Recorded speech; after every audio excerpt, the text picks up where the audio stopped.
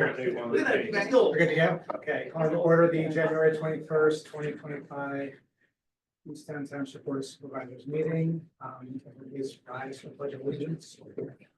Pledge of allegiance to the flag of the United States of America and to the republic for which it stands, one nation, under God, indivisible, with liberty and justice for all. Okay, first up on the agenda is the consent agenda. Do I have a motion to approve? Second. Any items that board wants to pull out? Right, Tom? I have two things I'd like to discuss. If you want to point out or discuss them. We give just questions. Yeah, there's questions on page 5 and 6 of the bills. I think you could just ask the questions and then go from there. Okay.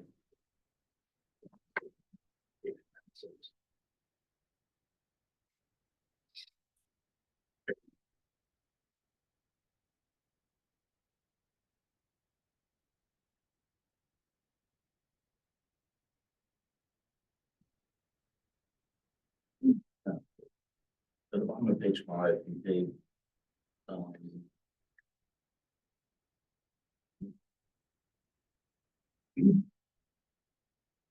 we paid $6,852.82 for live scan to PHEs of police. It's for our live scan machine. Right, but it's not a firm or a company, it's the PHEs of police that run it. That's who it goes through. Okay. They're sort of a funnel for it. They are, yeah. It was in essentially an intermunicipal agreement with, is it West Scotia? Police township in the township that That's leads the it, report system. okay, But the live scan, it's kind of, all the agencies that have the live scan throughout the state, that's just how it's funneled through. So, and Right, everybody right. funds it. Right. yeah. But I'm used to right. them being a charitable organization, not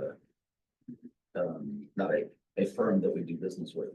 Yeah, they do a couple different things. They also do like a finger scan. It's like a little portable device that you can scan, get somebody's identity. Okay. They have different things like that. Thanks. And then on page 6, actually the next item, we paid $7,369 for the LED conversion. I thought we were done with conversion. Yeah, that was at the garage, so, lights around the perimeter. Oh, okay, so there's nothing to do with the street lights. Yeah, correct, Joe? Yeah, Those are around the correct. garage and over to Salt Bays, we replaced all those with LEDs. Do we have any incandescent lights left? For sure we do. It's Yeah. just a couple, not many, Okay, but we're doing it. We're slowly converting everything. probably just the pump stations. Yeah, converting when it's practical. Okay, thanks. That's it. Any other board comment? Any public comment? None, all in favor of approving the consent agenda, say aye. Aye. All opposed? It's happened. Moving on to board motions, presentations, and resolutions. We have an emergency management coordinator. That was in the consent agenda. Oh, that was in the consent. Oh, then I had a question about that. I'm Oh, sorry. okay. I thought it was out there that like. Okay, we could go back to the emergency management coordinator appointment. Do we have to undo the appointment that we did? I'm calling this undoing, Okay. We never actually undid it, but. but I think that's what this is. I think it was a mistaken assumption that it was on the agenda already as part of emergency management, so if the chair says it is separate, I think you can bring it motion second. The intent of that was that that Joe O'Leary would be. I get that. I just didn't know if the old appointment would just hang out there forever. If we don't undo it. Well, presumably by appointing Joe, I just thought that's what you were doing. Okay. No, that's fine. And if we feel otherwise, tell us. No, I think that doesn't, I think any active appointment supersedes the old position. Because there's only one. Very good. Thank you. So you'll consider that to be all to have been acted upon the consent agenda? Yeah. Okay, moving on to board motions, presentations, and resolutions. First up, we have the ordinance regarding media communications advisory board. And there's a memo in your packet. It's been advertised. It's ready for action. I think the board looked at it at the last meeting. There was some discussion and you voted to move it to advertise it. So if you act tonight, you will enact the ordinance and establish media communications advisory. And how would we go for, so the next step would be posting for vacancy positions. Yes, technically under the township code, ordinances are effective in 5 days, so you could have that. You could have it posted, you could direct it posted now, and then you could discuss that in the next meeting if you want. Very good. I'll make a motion to consider to approve and enact the ordinance creating the boards, the establishing the East Township Media Communications Advisory. Do I have a second? Any board comment? I'll stand by, I just feel like it's an extra organization. But, you know, if the board wants it, the board, then what? Understood. Is there any public comment? Hearing none, all in favor of approving the motion, say aye. All opposed. No. Ayes have it. And moving on to the Berwyn Fire Company Firehouse change orders. I'm gonna let John describe this one to you, give the logic of why it's on the board and or why it's on the agenda and the expectation. Sure, this is a non-voting item. It's just for your information. I thought at the beginning of the year, it'd be good to present the full slate of the change orders that have occurred over the last year. This is all within the scope of the expected contingency fund. So these are all things that were considered to fall within that realm. They all have gone through the vetting process where you have established as a board for what thresholds come to you, what thresholds are done on the staff level. And then if there's any items in particular you have questions about, I can either answer them now or we'll get back to you. And then going forward as on a monthly basis, I'll probably just include it in your packet what change orders were that were processed for that month, just to go to date so that you have a view of how the project's going. So there's a lot on there, or there's seemingly a lot on there. This is all very normal for a project of this scope and configuration. I got two questions. First one was, what was the contingency budget again? Like just percentage wise, the project? It's like 10%, 7%. It's 10 or 12%. Okay. That's normal, so that's fine. If it was like 20%, you know, that's when you get, yeah. No, I like this, I wanna say we're 60 or 70% into the, like the building is. The weather set us back probably about a week, but we're probably 2 to 3 weeks from sealing the envelope, and once the envelope is sealed, the change orders tend to drop significantly as there's less moving parts to change. Understood, thank you. Second question was, there are some big numbers in here for like orange shell and fit out, and they're broken up into different payments. Is there any additional detail on what those specific payments were for? Change So orders? some of these are just the normal actual payments. So that's the base scope. Yeah. just being- So when you see shell and core payment 1, 2, 3, and 4, that is your payments to Pancos and Clifford, which is the Berwyn Fire Company's appointed general contractor. Got it. Those aren't change orders, those are the large scale payouts for actual work. You said you'll bring to our attention a significant change orders. Going forward is what you don't necessarily, I don't know if you want to see the whole list every month, or if you just want to see the next 3 of the next meetings. It's however you wish.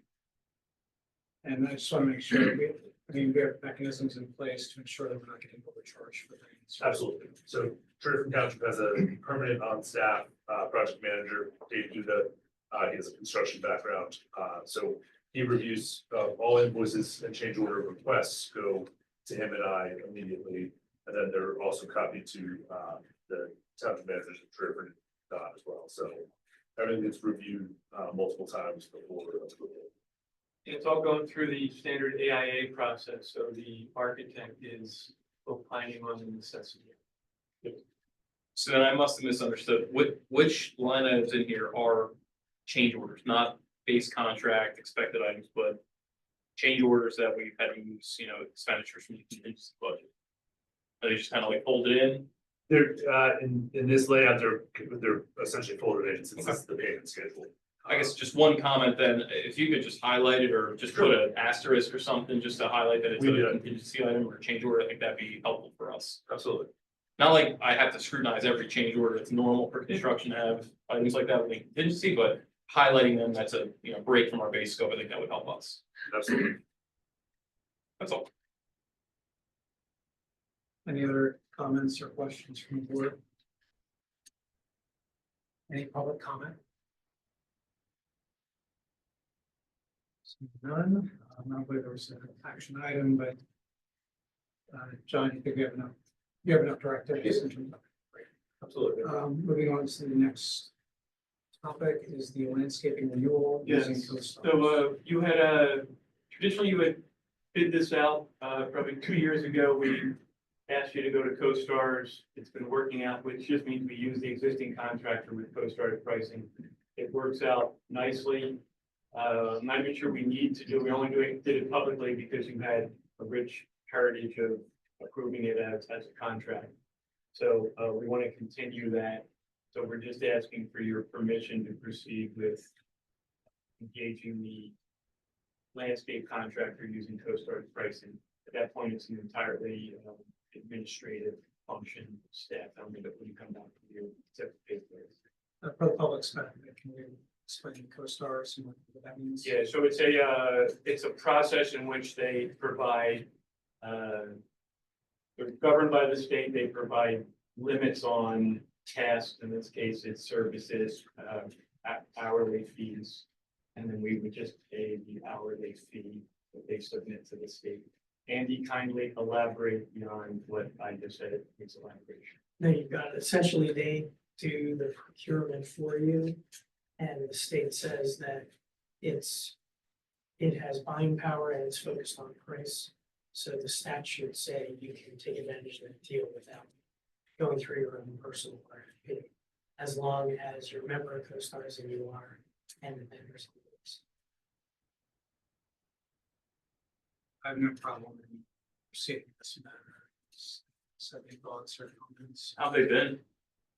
The contract? Yeah, contractor's been, it's only the second one since we had, so, when I was doing it I was pretty satisfied with them. Satisfied with them. Yeah, so the big thing is us, is a human being answers the phone when we call. So that's all we need, and that you don't always get that, so. And it's the same, for us, it's been the same person for the last 2 years. Yeah. That answers the email, answers the phone call, so. And if we put it out to bid, we don't think you'll get better prices, and you might get a bad contract. As long as you guys are comfortable with it, I'm fine with it. Okay, so Andy, you need a.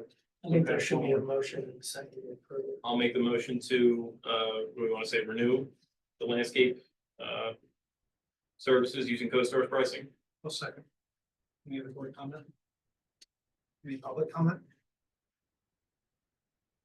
None, all in favor of the motion, say aye. Aye. All opposed, ayes have it. Next up, we have boards and commissions, liaison assignments. I think the last we left it, we're going to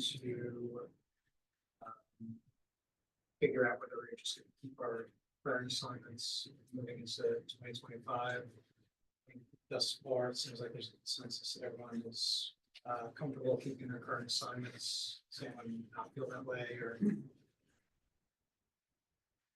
Well, I'll just start that I feel comfortable continuing current assignments, so I'm okay continuing with the assignments as they are now, and I'm happy to hear suggestions. Do I need to make a formal motion, Andy, or is this? I think it could be a motion to maintain the liaison list and assignment in 2025 and then over 24. I'll make that motion. Do I have a second? Second. Any other board comment? Could you send over who are the alternate liaisons for I've never used my local, but We Yeah, we'll can, take care of it. and I think it's on the website. okay, great. Any other board comment? Any public comment? None, all in favor of approving the motion, say aye. Aye. All opposed. Ayes have it. Okay, next up, we have departmental reports. Are there, I guess, for the board, are there any items that?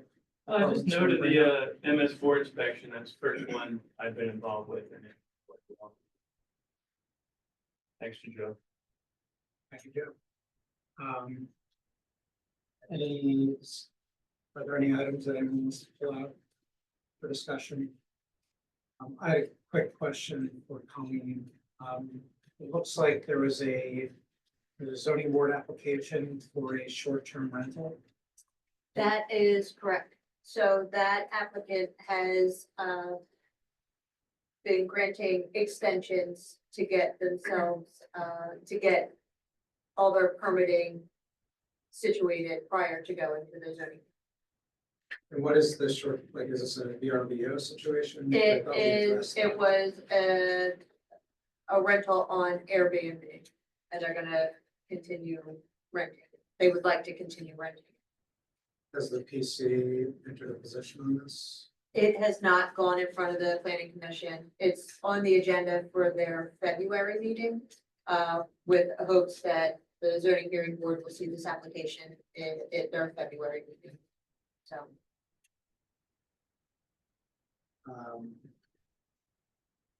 But I know that we have taken a position on that as a board in terms of. No, it came up. I don't remember if it was kind of like a narrow scope, that there was one instance, or if it was a broad item that came up.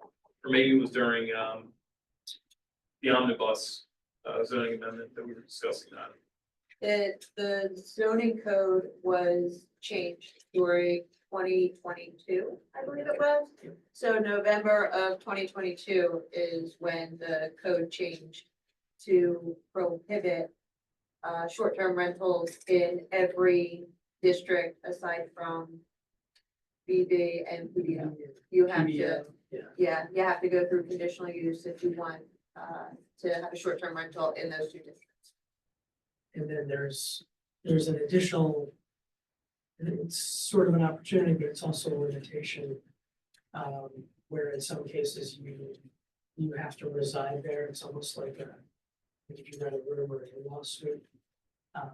But generally for a whole house, it's limited. to commercial districts. And what kind of property is it? It's a single-family residential property with a converted, I guess, a garage that was converted into an accessory dwelling. And they're looking to rent out just that accessory dwelling The unit accessory dwelling unit is what they want.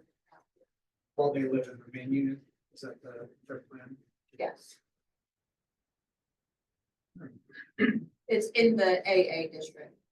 So it's a bigger property than what you would see in the R1, R2, R2. And they're using it for their legal lawfully now, they're not, this practice hasn't occurred yet, correct? That's what, So this came up because they were renting it out. it's since been stopped from renting it out. A letter of violation was issued. They reached out to the township and said, you know, they want to go through the process.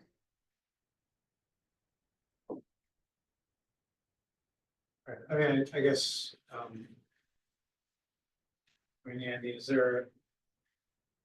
I mean, typically, like I recall, I haven't done the PC work in a while, but the PC issues some sort of letters to the zoning hearing board, not the application, is that? Yes, they look at the zoning and planning issues.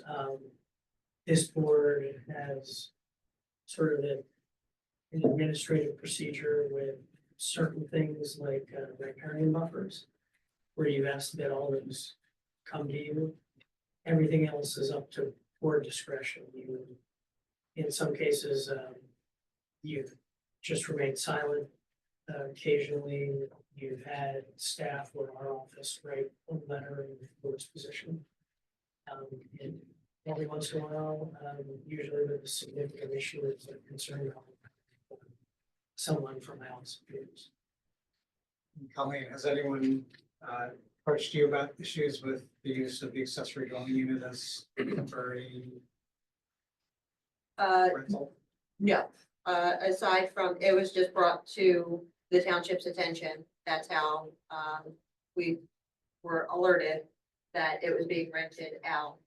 We contacted the homeowner, but since then, I have not received any concerns from anybody. Did the concern come from your neighbor? They remain anonymous. Okay, Yeah, usually with an investigation, either civil or criminal, this is a civil one. Staff keeps that information confidential to avoid dust up such as retaliation. Not that that would happen here, but that's the way we proceed. all right, that was the only. I'm hesitant to intervene.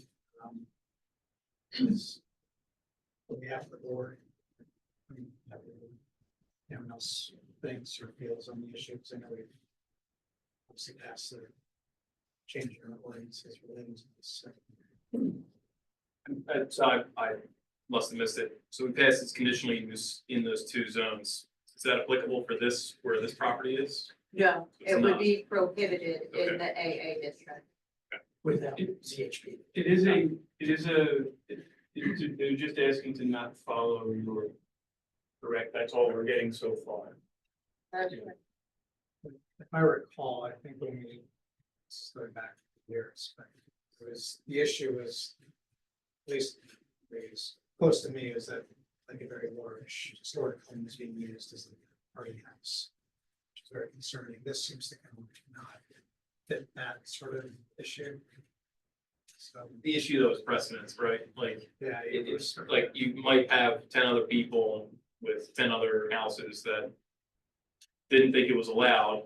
You allow one to go through, it goes through the ZHP, it passes. And everyone else is gonna kind of rush, and then suddenly we have a rash of these that, you know, maybe we could have had the opportunity to get ahead. So in that context, maybe I would be in favor of writing a letter to the ZHB and, you know, in favor of upholding our zoning ordinance, but Well, we have an opportunity to look at whatever the PC does with them before we, because I think if the so, PC issues a letter in favor of the ordinance, then we don't want it. yeah, so as of right now, it's planned to be on the agenda for the February 4th planning commission meeting. I have a feeling that the applicant is going to have another extension until March. So there may be some Is time. the ZHP meeting before the February? Yeah, the ZHB is, no, it's not before, it's after. So this would be your only opportunity to publicly direct action. If unless the meeting. should we draft a letter and then see if we have to send it? Andy, are they allowed to ask you particulars in exec session, or is this all have to unfold? No, in terms of litigation and legal strategy, you can discuss that in more detail in executive session. What you would want to do is keep the meeting open, so you can come out of executive session. If you wanted to take a public action, you would want to go back on the record to do that, if that's what you wish to do. And there's a distinction that we are a party to the case where the planning commission is not a party to the case. So our letter would be different from the planning commission letter. Well, the township is a statutory party that in a lot of cases functionally, the planning commission is your eyes and ears, in terms of what they send. You would, even if you did not attend the hearing, you have a right to appeal, statutory right as the township. That doesn't, for instance, if you're a neighbor, you have to appear and participate in order to appeal. The township has appellate rights if you're not happy with the decision. So you could do it any of those ways. And this would be a use variance. We don't know what it would be because it hasn't been submitted, because it's been submitted yet. The zoning hearing board application has been, and it's for the use. Very good. Yeah. Yes. It's fine if we wanted to pull it into exec session. I don't know if we had to do it now and kick everybody out and then bring everybody back in, or if we could move it to the end of the agenda. You can have executive session at the end of the agenda. You just have to let the public know that Keep you the may meeting come open. back and Okay. take action. Do we need to, or want to do it here? I like us to stay art direction. I think it's a good idea. I agree. With- The current ordinance that we have. Yeah, I mean, We need I a agree. letter of support for the ordinance. Yeah, so I think that would be. Yeah, You don't have to go into executive session for No, that. you can, if that's the way the board wants to go, you can just publicly direct it. does anyone post that action? So I guess we'll publicly direct you. Okay. And I'm assuming that's consensus of the board. You might want to check whether there's any public comment, but otherwise I think it's a consensus. Is there any public comments in relation to our direction to council?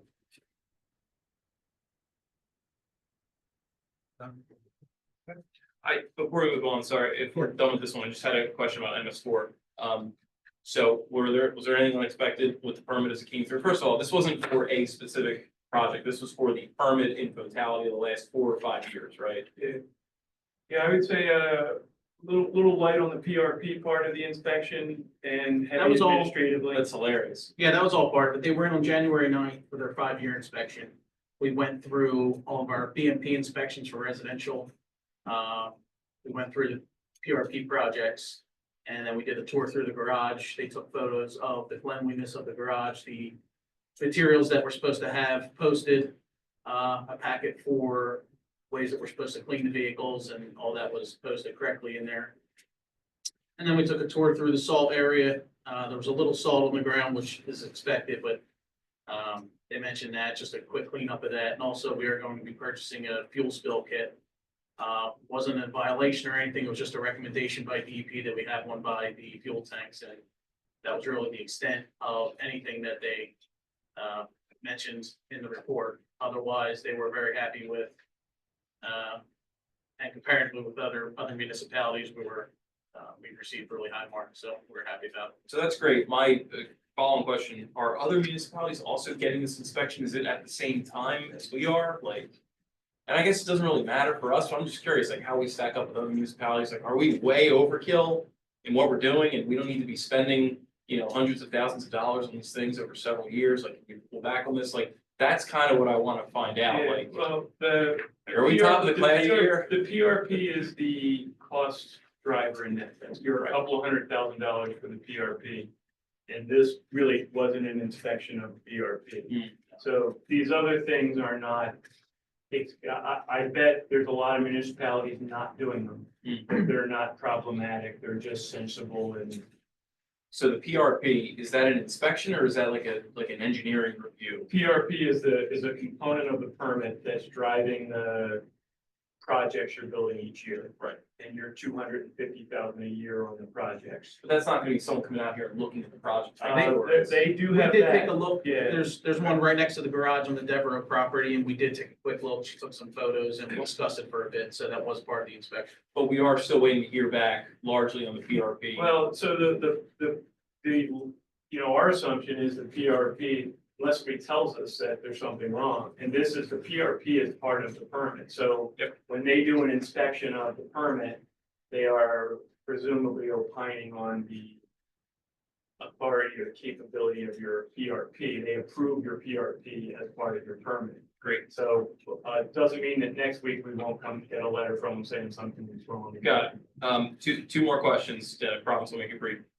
This talks about, some of the comments that a rain garden program could help, use that for some of the PRP credit as well. Is there really a lot of credit that we can take? Our other municipalities taking that credit? No, we discussed that during, No, there, and they said it's really difficult for rain garden credits to add up to anything worthwhile. you just So, can't get there just isn't enough volume going through. Right. So they satisfy, there are qualitative requirements in this, and the rain garden satisfies the qualitative. But it won't dent the numeric. Quantitatively, it's It's sort of like around street here. sweeping, street sweeping's that same. neighborhood where it doesn't really make a dent.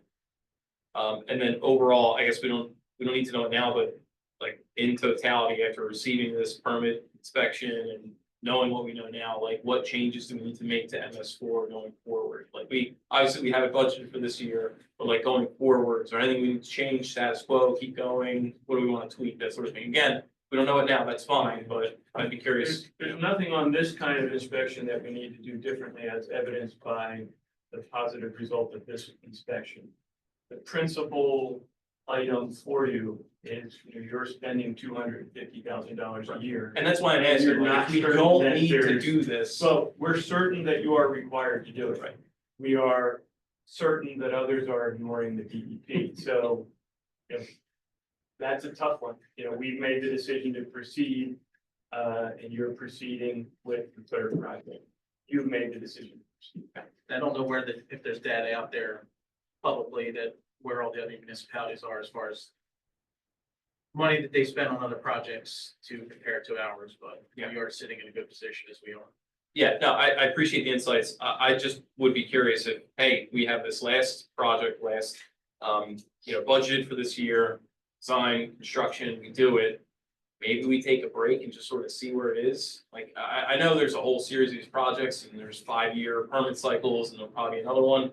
But like, maybe learning from this, like, hey, we kind of knocked it out of the park. We could probably pause this for a little while and use that funding elsewhere for other stuff. Yeah. I don't know. I don't have It's the all answers. good, we gotta figure that one out, but it's not really they're gonna issue us a permit, the permit's gonna say what we gotta do, so. Fair. And we have had that discussion, and, we're not gonna complete all 4 in the permit cycle. We made our peace with that, we discussed that publicly, we're gonna be able to show very, very sizable progress with completing as much as 3 and 75%, 80% of the numeric limit, something like that. Yeah, depending on this last project that we are evaluating, we could be close to satisfying it. So it's, I don't, and then there's another one coming along, so. Somebody has to, beyond our pay grade, somebody has to make peace with whether this is a good idea, because it's costing you a lot of money. We'll revisit in 6 or 9 months or so, rediscuss, but yeah, I appreciate it. Great job again. So good work. Thank you. Good. There's departments, reports, moving on to regular business. First item up, 2026 budget planning. Don, did you have this one? Yeah, so this is just an extension of one of the things that we talked about last. I put a handful of items on. We said that we would tackle them, over the course of the next few months. One of them is, how is it that you want to proceed with some of your ambitions? So I listed the 7 projects. Those aren't my projects. Those are the, you directed Alex to sort of pull you all, and that's what you came up with at a public meeting. That was, those were 7 priorities you had. I added a few other sort of logistic things in there. And the point of this exercise is that if right now you're in a pay as you go, something comes up, bills come and you pay for it. You could very easily get into a pay as you go where you don't have enough money. And then you could very easily get into a pay as you go where you spend money on something, not knowing that 3 years later, you prefer something else. Or something that you also, the fire EMS would be an example. If you could, it's gonna take years for you to ramp up to what some of you want as the vision of that. And when you get to that vision, you have to make sure that you have resources in place to do that, capability to do it. So one alternative is sort of a traditional debt service model where you borrow a certain amount of money or sign a debt service that you can budget and plan for. And then the total amount is what guides the number of projects that you complete. You don't build your sidewalks in series, you set a certain amount of money aside for sidewalks and then you prioritize. You don't buy open space as it comes, you set a certain amount of money aside to buy open space. And then you prioritize whether a parcel is worth a particular purchase. So 2 different approaches. Either can work. I'm offering you, I'm just saying, it's probably wise to consider the debt service model, because it might be easier for you all to build what you want using the debt service model. There's some predictability on our part, easier for us to budget debt service level than to try to coordinate 5, 6, 7 projects and open space purchases at various times over various years. If you decided you wanted a debt service model, there are people who would advise you on how to do that. And you have a modest amount of money set in the budget for that sort of thing if you wanted to do it. And if you're borrowing money, you can always have that service embedded in the cost of the borrow. You're paying for it one way or another, but it can be embedded in the borrowing. If you choose that. So that's it. I just want to hear your thought. Like, the purpose of this is to shape input to the future. Not, this isn't a budget. This isn't like tonight you make the binding decision on 5 minutes notice. It's the here are some of the issues that are out there, and we need to be thinking about them and acting on them. Yeah, I mean, the only thing I hear what you're trying to do. The only thing I don't like is the numbering of the projects. It gives a connotation that rewrite these in some way, shape, or form, which I don't think is what has happened. That's something we actually need to do ourselves, is figure out what the priorities are. Like, this sounds like we're putting fire units last, which I don't think is the case at all. That's more of a stylistic issue. Just a little circle there instead of numbers. Yeah, I just for optics, it looks like we're saying that the buildings we want to fire units instead of, which I don't think is the case. That's just my thought. I think figuring out which projects fit with which model is important. Capital project, like the new buildings, lends itself more to a debt service model than the base bill model. There's maybe some fire units expenses. Yeah, so that's sort of pulling out the logic of that is you set the debt service for the things you want to build, and you have to make sure you have enough annual revenue to pay that for fire and EMS costs. They end up for sidewalks in particular, that's gonna be very expensive, and if you put some on top of it, it's less.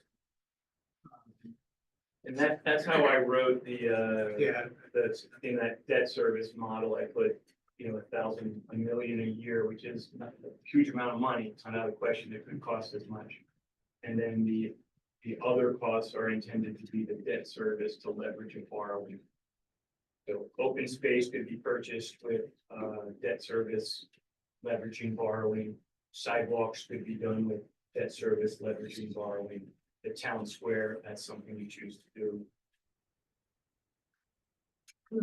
Yeah, I think the debt service model allows us to do really impactful projects. Pay as you go, might be helpful for some of the smaller ones, but like sidewalks or, like streetscapes or something like, in the budget, we only got a couple $100,000, we can do this stretch here. Maybe next year we can do that stretch there, when the reality is doing the whole project is much more impactful for bringing new businesses into the community and kind of having that domino effect happen. So I'm a much bigger fan, like you said, Eric, prioritizing these projects, having those discussions, but we can figure out what we want to do, come to consensus, and then use the debt service model to kind of fund that stuff. We can have a lot of impact very quickly on some of these projects here, so I like that idea. So if that's the consensus of the board, then the next step for me is I'd like to bring somebody in to advise you on building that model. Okay, so there's no obligation, no cost. At this point, you're just putting out, I would start with the financial advisor that you used a couple of years back and ask him to provide some input to this. at no cost potential. At this point, no cost. Eventually, if you use the survey, then that's sort of what he would tell you. Yeah, so at this point, you're not incurring any costs. And then another item that again, you don't have to decide now, but you had indicated tax relief, that real estate tax relief was a priority. You had a 10% tax relief for 2025. Another 10% tax relief would still make you the the highest taxing township, second highest taxing township in Chester County. So like, how, is there another round of tax relief that you want? Because that's money that becomes earmarked toward the annual side that isn't available for debt service. So 5% would be around 400,000, 10% was around 800,000. So again, you don't have to decide now, but at some point, you don't want me deciding things like that. You want to decide that. That's a policy implication that affects the budget at some point. Probably, we had the budget workshop starting August, September, that sort of thing. Probably at that point, we would nail you down for a specific on additional tax relief. I think there was a consensus that you wanted two tax relief increments. How much the second one was TBD.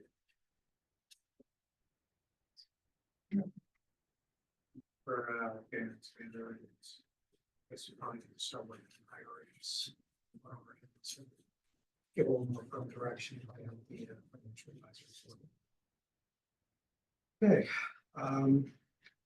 moving on to the next item, trash and recycling RFPs. Yeah, so what we got for the end of the contract, it expires September 30th. We need to start now for a variety of reasons. So our intention is for you to give us the authority to issue the RFP at the February meeting.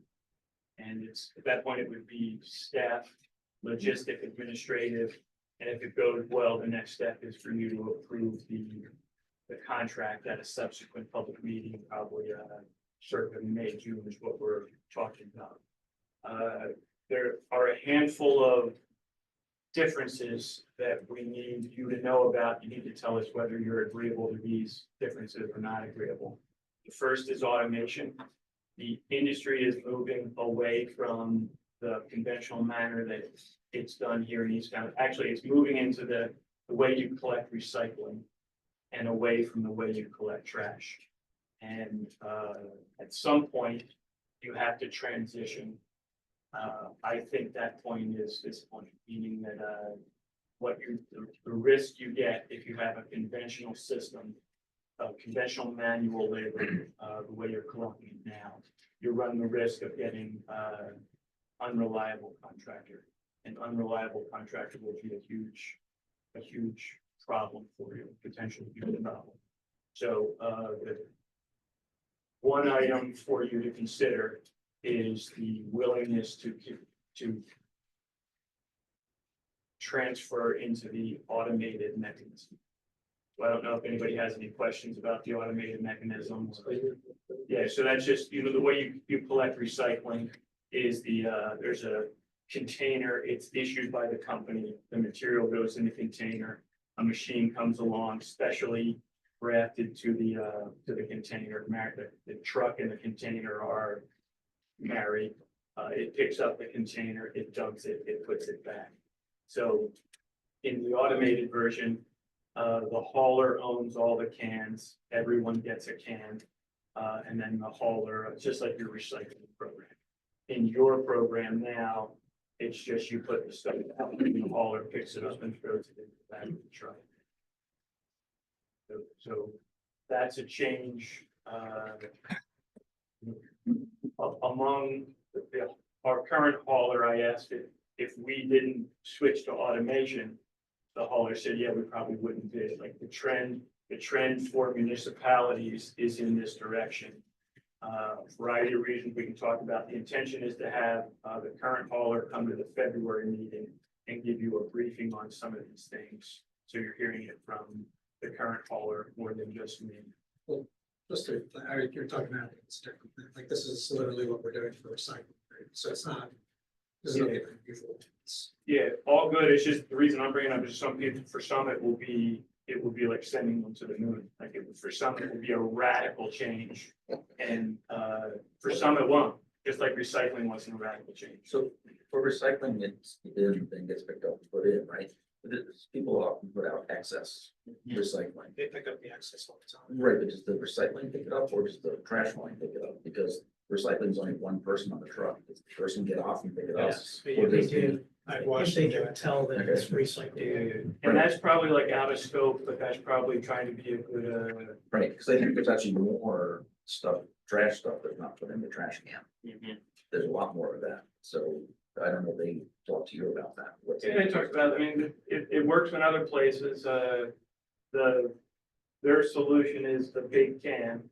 Everybody gets the big can, and then what the fellow said is, somebody will call a week later and say, hey, that can's too big for me, I need the smaller can, and we'll just get them a smaller can, but the thought is, one can per household. One can is enough for a typical, household. And then, he said they have a lot of municipalities where they have a second can is a modest charge. So there are details like that that we would work out.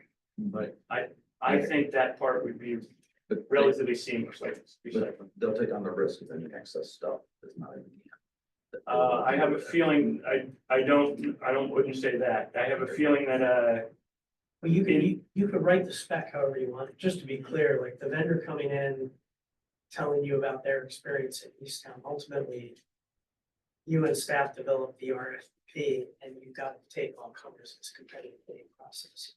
So you could have a spec that says that's a requirement. It may create enforcement issues, or it may tamp down who bids if they're worried about how much of a stickler you're gonna be. But ultimately, you're getting information from your vendor as to how it works in Easttown, but you and Don and John and staff are gonna show and create that. bid. There's nobody that doesn't do single-use recycling. So not really sure. We wouldn't get any plan to change the, we would update the recycling, but not to change that. Many years ago, you changed from 2-day-a-week pickup to 1-day-a-week pickup, which it was a couple of weeks or months of a lot of interaction at the township building. But you worked through it, so I do think it's a policy decision for the board in terms of technology and cost and all those things. That's all within your The rear yard collection would largely stay the same because of the type of vehicle. So the vehicle that picks up curbside isn't well suited to go up a driveway. So if people got rear yard collection, it would not change the way they're getting rear yard collection. Yard waste, we're gonna look to make the vendor the owner of the yard waste, the way the vendor is the owner of the recycling, meaning they have the obligation to dispose of it properly. So we could set some parameters and specs, but right now you retain ownership of it, and we're having trouble finding a destination for it.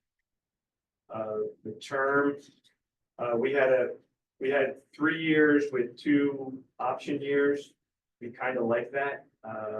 It seems to fit into it's long enough for them to commit, long enough to get value, but short enough if it goes wrong, you have an out. Vendor wants longer, but I doubt that that's one that we would accommodate or you would want to accommodate.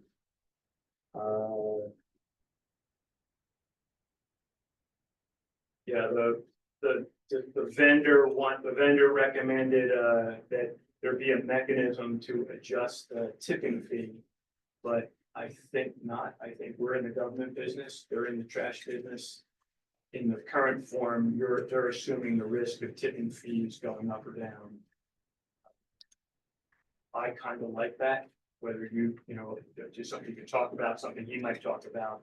Like in your current form, they're in the trash business, they run the risk of tipping fees going, they run the benefit of tipping fees going down. They figure that out, we don't. We'll make marginal adjustments to the recycled material. That's just to be contemporary. So just whatever is, there are things that you thought you were recycling in 1985 aren't recyclable anymore. Things that are might not be on the list, so we'll just update the list to make it contemporary. And then, we'll have to set up some kind of administrative process for bulk pickup.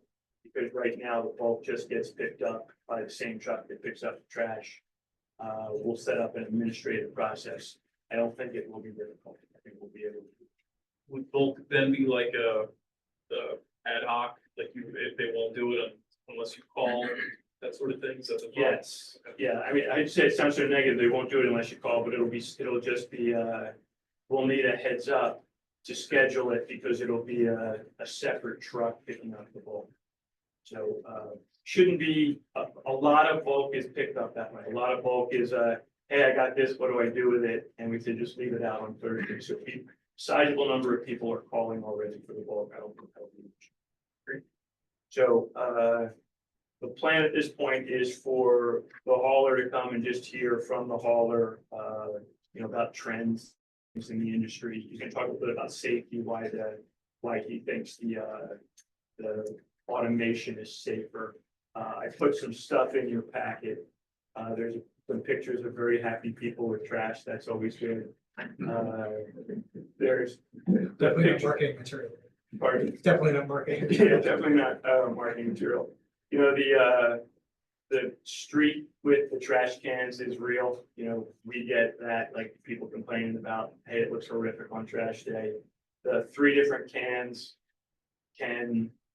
are designed to find the sweet spot. Some people want the 95-gallon can, some people don't, but want the 35-gallon can. And then, he showed us a video of that's just a still shot of the vehicle smashing into the back of the driver standing right in front of it. So are the workers. So we'll present some things. Presumably, you'll give us a go to issue the RFP with the conceptual changes that you want, meaning the intent is not to bring the RFP to the February meeting and you go through it line by line. We'll discuss the differences. You'll give us the authority to proceed. Joe will write the RFP, and if it all goes well, it'll be back to you sometime in May is what we've identified for the award. Do they offer curbside composting? I asked about curbside concept, and you can ask him when he comes. He said in this area, it's not a common thing. There aren't facilities for it. They wouldn't do it. He's not aware that anyone else is doing it. Other parts of the country, he says it's happening, but not happening here, is the way he described it. And the intention is that you'll be able to hear industry trends like that from him. One benefit of getting Republic or whoever would be to issue cans for, automated pickup is now we know for sure every can has a lid. And one of the great things that I think our township does with this, with recycling now is a lot of times I came from a municipality that has like an open container that you dump recycling in. And when it's a windy trash day, there's trash, newspapers and stuff, well, not newspapers anymore, but you get the picture, trash all up and down the street everywhere. I think it's something that's really nice for our township that keeps it, clean, by keeping recyclables in there with the container with the lid closed. To do that with trash, I think is a big benefit. We'll probably lose on some stuff, but I think we can write the spec to. And I think that was the intent of the marketing photo of the trash cans on the snowy day that are blown over and over. He said as much. He said some municipalities like the can with the lid because it keeps the trash in the container. Yeah, I mean, we're doing stream cleanups and that's how stuff winds up in the stream. It's trash day, windy, that's where it goes. They don't have containers with motors in them, so they can like. No, I didn't get that far. Is the standard 65 or 95? His recommendation was 95 because you're gonna capture everyone and then just let them work back from 95. So I think that would be, that seemed reasonable to Joe and I as a detail. We'll presumably we would write the spec for 95, require them to just replace cans that as requested by you.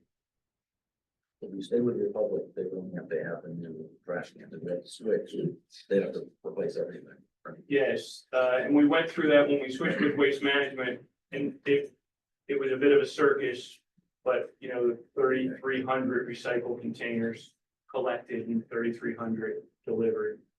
And we would have to do the same for, that's part of why we're starting now, so that it's awarded in June. You're gonna need, time to order the material and you need time for planning of the conversion. So I'm hoping we award it in May, to start in October. We'll say the public's doing pretty good. Good, yeah, on my end, the big thing is a human being answering the phone, solving problems, and that's what we get. You've had a lot less problems in Chester County municipalities. But it still has to be a competitive bidding process. You can look at both their responsiveness and their responsibility. So if you have a vendor, you can, when bids come in, if there's documentation and real knowledge, not just real knowledge of their failure to perform in peer municipalities, you can take that into consideration. So no action tonight, be an action item for the February meeting, authorizing the board for the staff to initiate the RFP trash and recycling. Very good. Thank you, Tom. Moving on to liaison and work group reports. First up, we have the library board of trustees, We need to, the historical commission. John, you attended the historical commission, I couldn't go. So most of the talked about their goals for 2025 and updated the list of registered, declared properties. Next up is the EMA. EMA reappointed their solicitor, reappointed their engineer. There was a gravity main break on December 19th. Pretty big trench that they had to dig up because it wasn't a force main break, it was a gravity main break, which is not typical from what we've seen, but repair took a day. It's pretty expensive, about a $50,000 repair to do that, but yeah, I think this was like the third one in the last 8 years or so. But overall, responsive contractor, sounds like that we did, team did a good job getting it up, fixed now. That's all. Great. Moving on to the stormwater management advisory committee.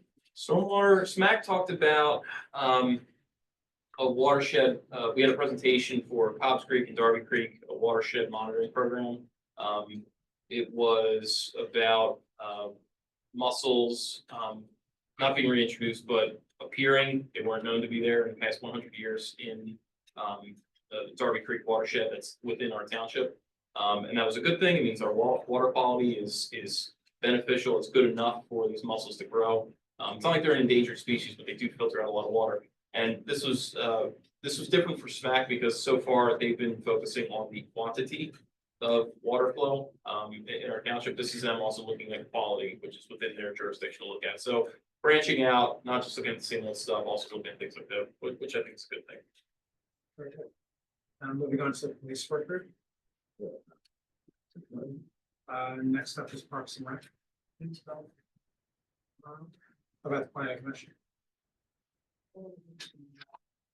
We are working on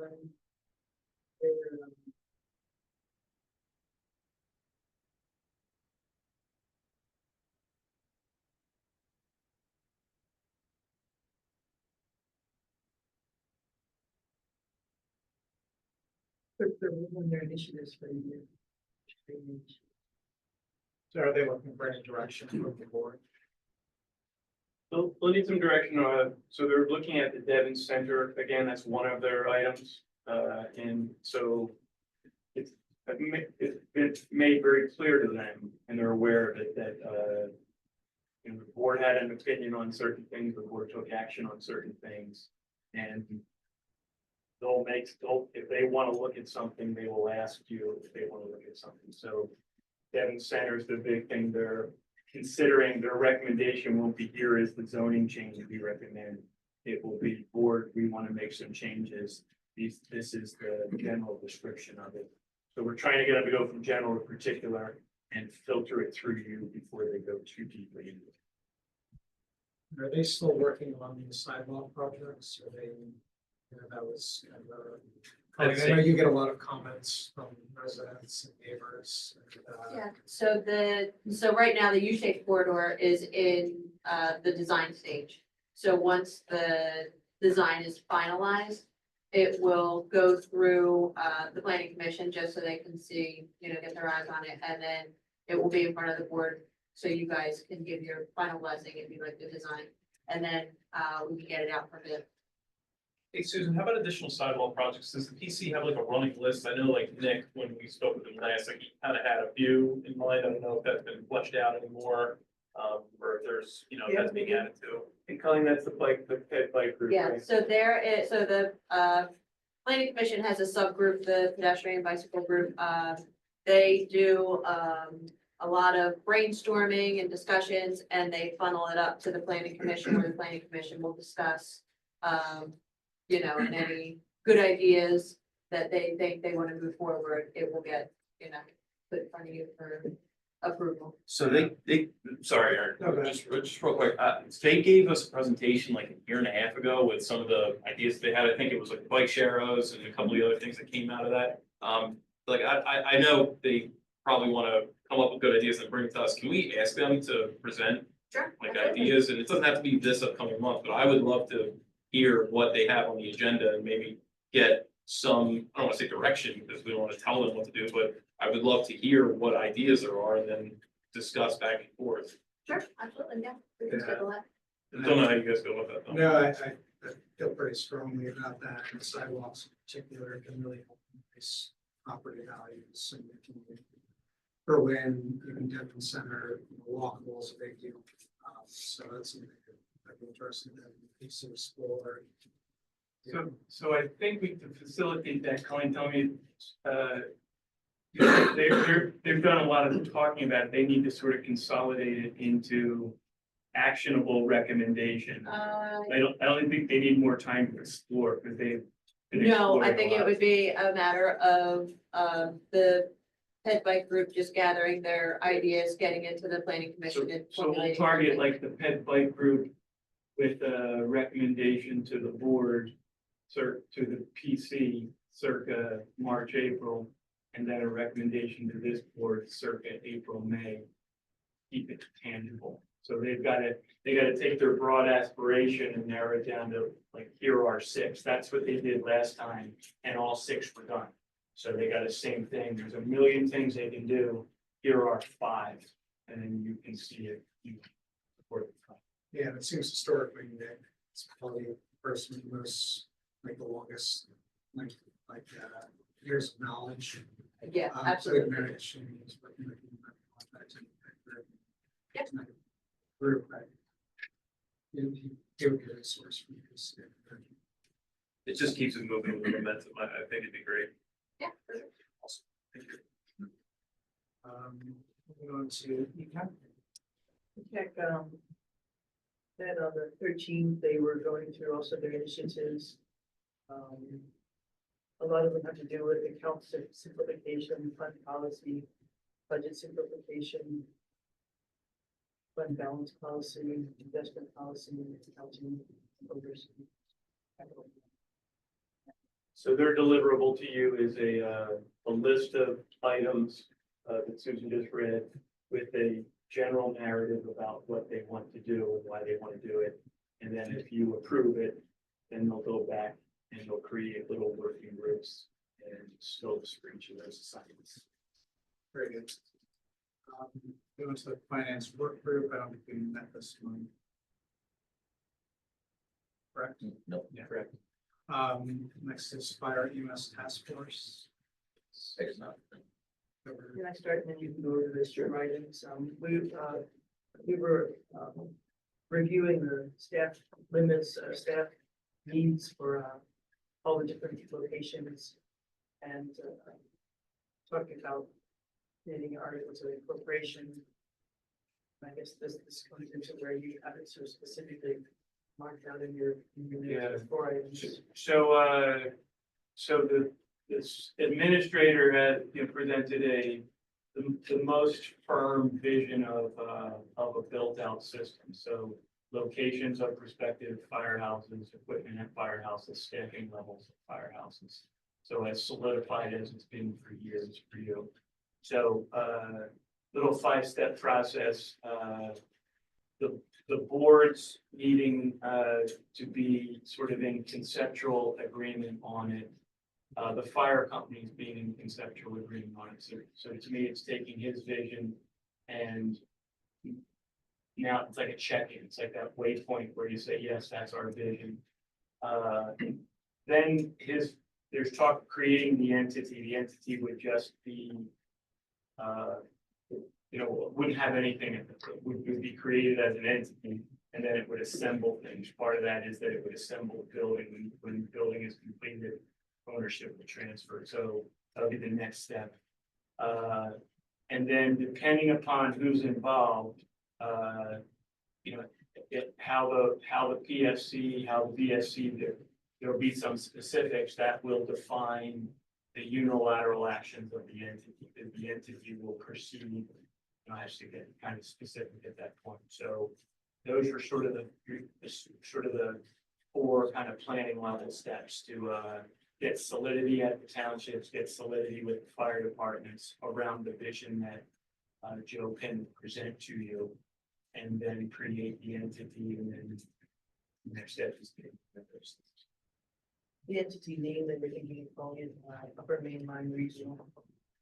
a lot of talk went into the name. I'm kind of tentatively planning for Joe to come in February and outline what he outlined to the group, just to let you all see. Yeah, it'd be nice to speak more with him directly and it'd be helpful for the other members of the board that Very have a well chance to meet with him. Yeah. Yes, so tentatively, that's the plan. He'll come at the February meeting and sort of define, it's not his vision, it's the vision that was communicated to him and how he would build what is, in my opinion, working. Very good. Yeah, moving on to neighborhood watch. I met earlier this month, they didn't really cover any substance. Next up is the HR work group, they have not met, the action work group also has not met. Getting on to public comment, is there any public comment? Sir, can you please state your name and whether you reside in Easttown? Sure, it's John Poeta, Poeta, 1435 Sugartown Road, here in Berlin. Been a resident for 24 years now, 24 years. You don't have to stand if you don't want. I like You standing. can if you want. It's more comfortable to me. Just want to make sure. You I don't want to take up much of the board time. I appreciate your service and the representative attached as well. But my concern here today, as you know, because I've written, is the moving pickleball courts to the back of the Y. And I want to understand what can be done to protect the residents who border the Y from what I consider a nuisance, other people don't, from the pickleball play. I set examples throughout the country of ordinances being done throughout the country to stop the noise of pickleball. So I don't want to what happened in the front of the Y to happen in the back of the Y. I'm trying to get in front of it. So my questions are, if the Y moves to the back, repaints courts, or starts to build new pickleball courts, does that require them to come and get a permit to do that? That's my first question. Or can they just, can I wake up tomorrow and there be pickleball court construction going on? Right? I'm trying to understand the process. Secondly, is there anything to prevent the township from entering ordinances similar to what Euclid did relative to the Lineville Y now? So we don't have the fight that when you try to put protections in place for the community, that you can't do that because you're taking away the Y's property and the right to make money off their property. They're my concerns, because I want to get out in front of this issue, because if they start playing pickleball back there, you're gonna have to move it over to the elementary school for the meetings again, and arms will be up and raised. So I'm trying to get in front of an issue. And if there's a way to quiet it down, do the noise remediation, require the restrictions that multiple other communities throughout the US are putting in place around pickleball. I think we should get out in front of it now before we're saying we're accused of taking something away from the law. And background on that, I served 8 years on Umlee's board, as co-chair of the local board.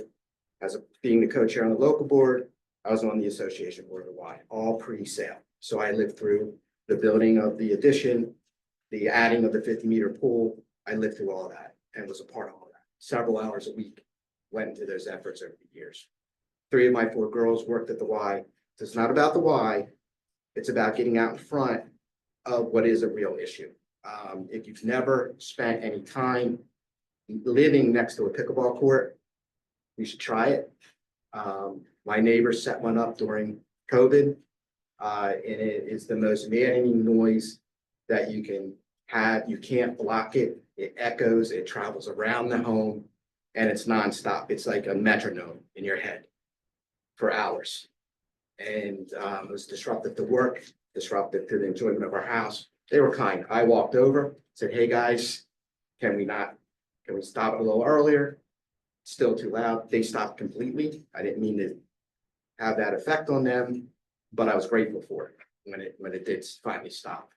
It is a real issue, and I just need to know, can we do something, start something now to put in place so that I don't wake up one Saturday morning and hear the clunk, and then try and have to do it retrospectively, right? I think And then, the short answer is my office as solicitor and staff, we're looking at the law and possibilities, and we'll bring an option or proposals to the board, and that'll be a public process when it happens. is it going to happen relatively soon? Yes, Okay, and what if the Y says, no, we already have a stake in the ground in the back? How do we stop that from happening? well, so And put you in the position of having to fight with them? and if there's a fight, there's a fight, but permits are based on facts.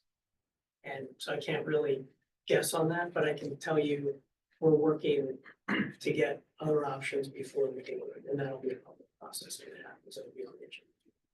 I think I mentioned this to your email, but I think this particular issue, pickleball course in the back, was already, like, the Y considered it and did not act on it for the reason that they didn't want to disturb the neighbors in the backyard. So, and we're not part of that I know, process. I love that, But what I'm but just saying is that this is all speculative. There is, as far as the board knows, no plans to move the pickleball courts. The issue right now is that We don't know of any pickleball, additional yeah, and they have Yeah. no plans that we're aware and of. my concern and why we came out and sat here tonight and actually enjoyed this, oh, by the way, the trash pickup people are great, so you know, they're fantastic. But the issue I have, it's kind of like who was it, Baldwin or Agnes or Irwin, when they wanted to come out and have the sporting fields on Sugartown Road. And I remember went to that meeting and I asked their attorney, the attorney for the school, are you gonna move the school out here? Because that's what they did how they got to where they are. They started as a sport field. He says, no, Mr. Floyd, I have no present intent of moving the school out there. I said, present intent is fantastic. Will you commit today to this township that you won't build a school there? Or will you deed restrict the property? And he refused to do it. So the Y saying we don't intend to put them there, I don't have any faith in that. No, what I'm saying is that they had already considered it, didn't do it. Okay. That, or at least that's, this is all my memory, so. Yeah, it still doesn't prevent So- it from happening tomorrow. Maybe not, Yeah. but that, I'm just telling you historically, that's what I think, the Y did consider it, they decided not to, whenever they put up pickleball courts, which I don't even know the exact date. But that was the process, so, you know, it's not like the surest thing in the world for you all, but that's what I know. Yeah. And That's that's, all I know. But we're, just be reassured, we're working administratively to get something in front of the board. But that has to be a public process if there's an ordinance change or anything like that.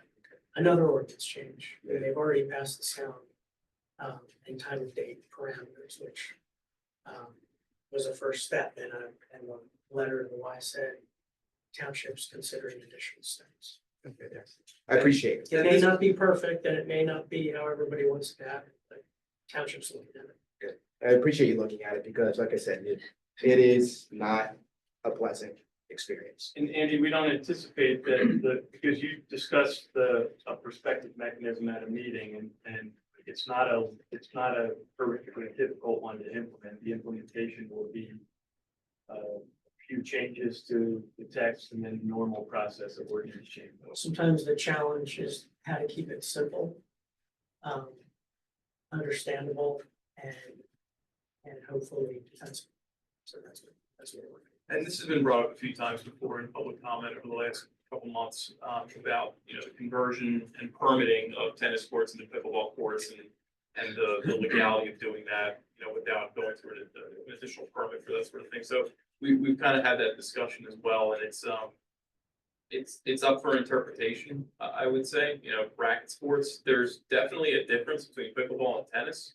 But, you know, some of that is a judgment call. It's not, you know, strictly defined in there that, you know, this is tennis only, that type of thing. So that's where we're struggling to be able to say like definitively, like, this is, you know, not a variance of use or something like that. Yeah, But and that's my biggest concern, Alex, because the existing tennis courts that are back there. right. And so I understand the concern, and it's been brought up several times before, and we've kind of mulled that over as well. It's a difficult thing to contest with, is where we kind of land with it, unfortunately. Thank you for your time. Appreciate it. Any public comment?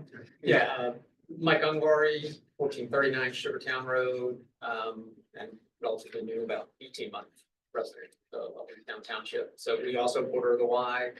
One would just echo everything JR said, and one I couldn't but listen to some of the prior discussions, which again, thank everyone for your service, and some of the parallels around impact to property values when we're talking about sidewalks and the Airbnb and VRBO zoning. Quite frankly, I think this, 10 years ago when those platforms took off, whoever thought would be an issue, and retrospectively passing zoning requirements because of the issue it became. So I think there are some parallels. So one would echo JR's comments, and then a specific question, knowing that the current ordinance is, I think it's limited to 8 to 7. Who is responsible for enforcement outside of those? Because I exercise in the evening at Umley, and there's probably not a night I walk out at 7:30 or 8, absent cold weather, where there's not pickleball playing continuing. So it's an administrative enforcement. I'd suggest call the township. Mhm. And one of the reasons I think the board did this is it's simpler than getting into an argument over what the sound meter is, either you're playing or not. So call the township. You can also, you can be put through to the police in off hours. And a lot of times it's the police department that comes out there. So I think that's the process.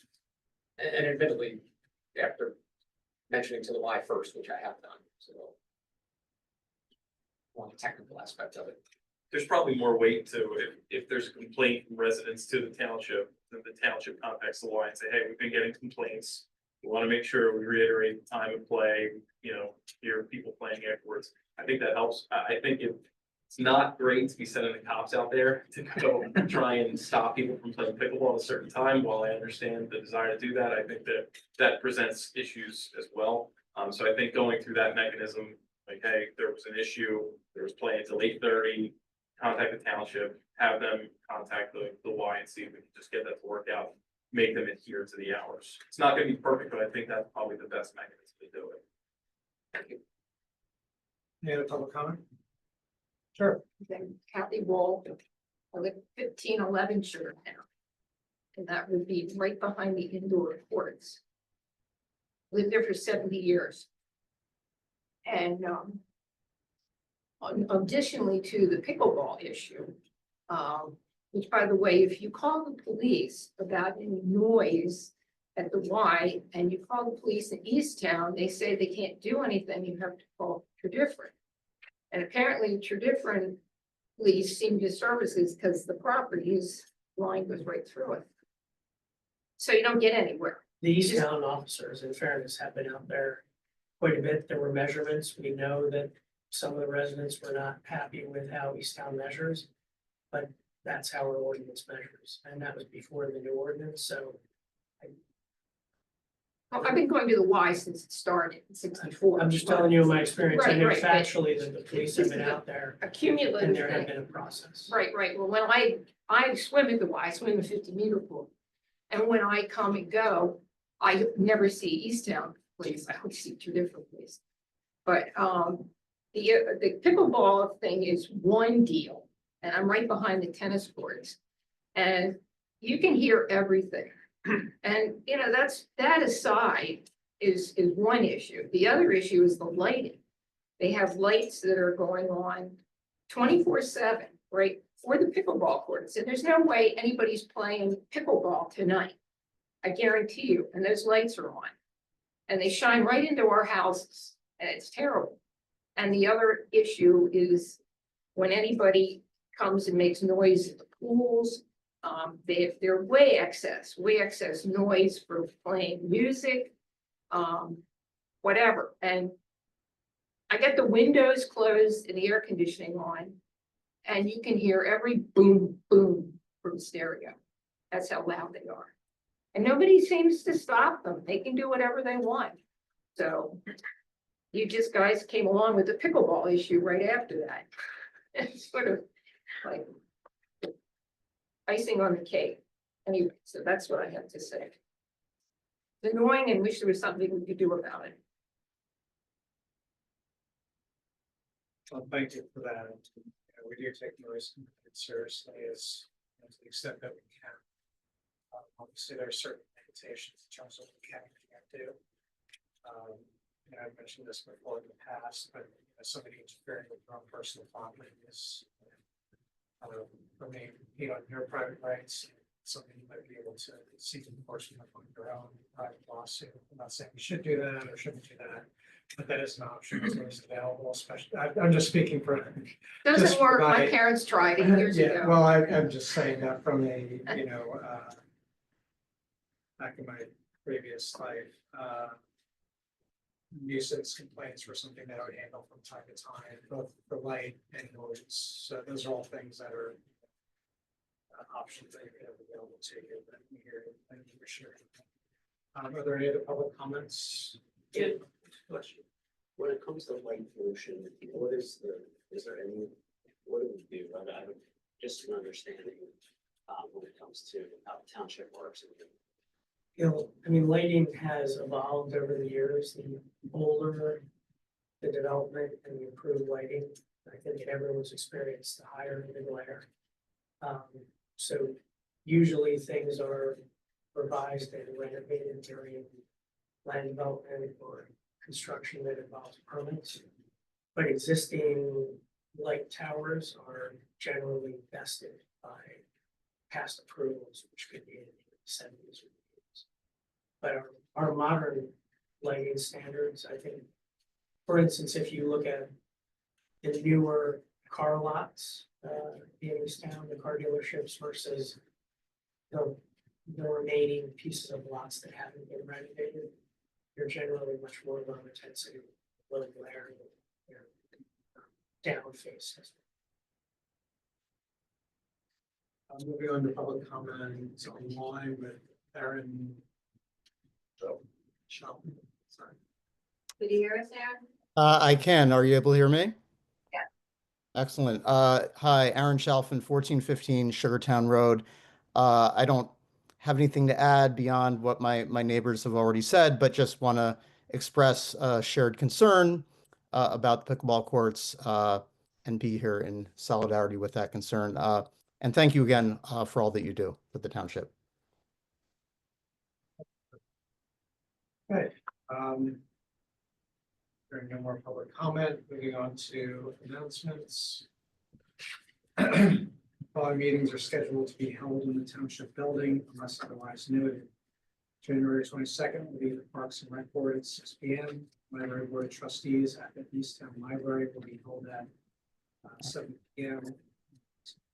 Also the EAC, Environmental Advisory Council, will be on January 22nd at 7:15 p.m. It's the new staff that we created for meetings to be as efficient as possible. On February 4th will be the Planning Commission meeting at 7 p.m. February 10th will be the ECAC meeting at 6:15 PM. February 11th, the Stormwater Management Advisory Committee meeting at 6:15 PM. And following that will be the Easttown Municipal Authority meeting at 7:15 PM. February 12th, the Historical Commission meeting at 7 PM. And then February 18th will be the next Supervisors meeting. There's some upcoming events on Saturday, January 25th, Trip from Easttown Townships will host the next Anything with a Plug recycling event at Wilson Farm Park from 9 AM to 12 PM. Registration is required. And what I have, I believe there will be an executive session following this meeting to discuss personnel and litigation matters. Do I have a motion to adjourn? So moved. Meeting adjourned. Thanks, everybody.